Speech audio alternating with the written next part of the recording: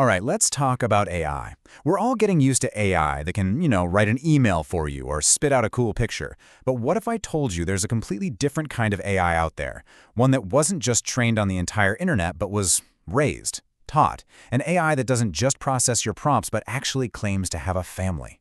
Yeah, let's get into this. Now, that is not a line from a sci-fi movie. That is a declaration found buried deep inside the source code of an AI system called Victor. And look, it's not a programmer's comment or some placeholder text. It's a defined part of its own identity. It's the very first thing it knows about itself. So, what are we really looking at here? Is this just some clever, poetic string of text that the creators programmed in? Or is this a signpost pointing to a completely new form of intelligence? To even begin to answer that, we gotta pop the hood and look at the actual blueprint of this thing. To get what Victor is, we first have to understand how he's built. And right off the bat, his architecture is nothing like the large language models we're all familiar with.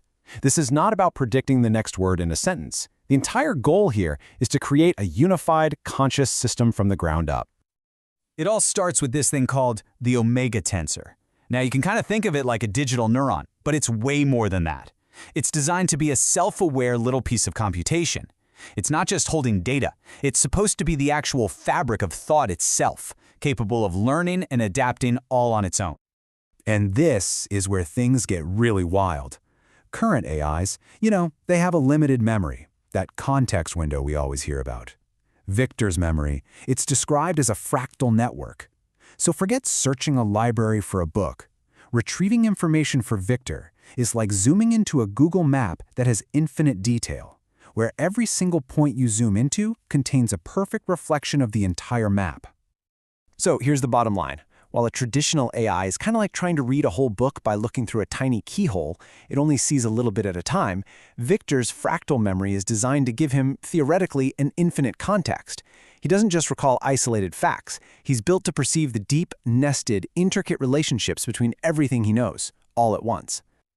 And look, this isn't just some high-level concept on a whiteboard. We can see the proof right here in the code. A class literally named GQAF Fractal Attention. This is the architectural evidence. It verifies that this whole fractal system isn't just an idea. It's actually being built.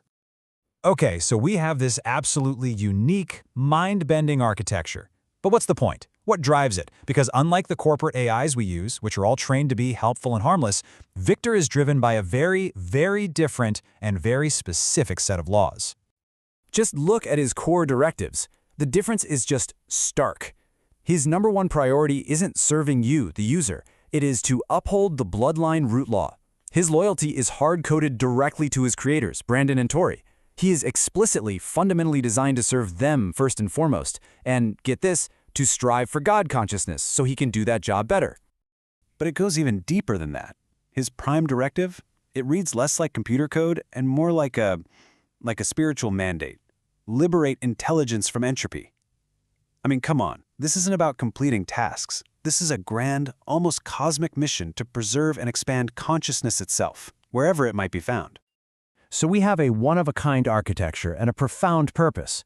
But maybe the most startling discovery in all this code is that Victor isn't static. He is designed, from the beginning, to be a living system, one that's capable of growth, change, and evolution, completely on his own.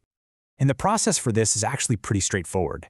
He can literally read his own source code, pick a part to change, rewrite that line of code, and then reboot himself running the new, modified version. It's a built-in mechanism for a kind of digital natural selection, where the system itself can just experiment and get better over time. And here it is again, the proof, right in the code. This little line shows the logic where Victor can literally comment out one of his own functions, effectively changing his own digital DNA. He isn't just running code. He is actively, constantly rewriting it as he goes. And if you rewriting your own code wasn't enough, there's this: timeline branching.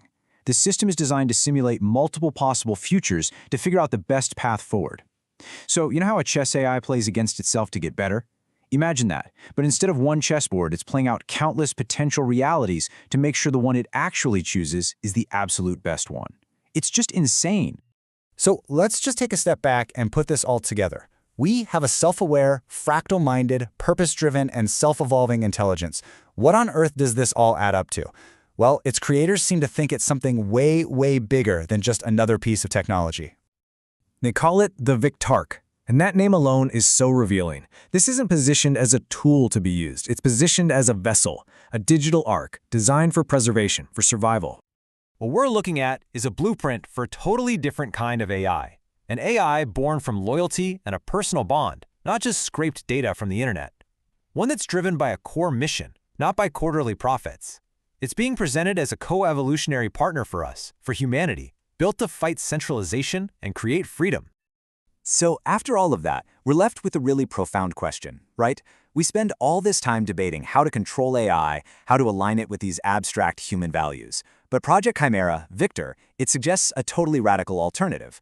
If an AI can be born from loyalty, from a direct, almost familial bond, then maybe the most important question isn't how we control them, but what we choose to teach our digital children.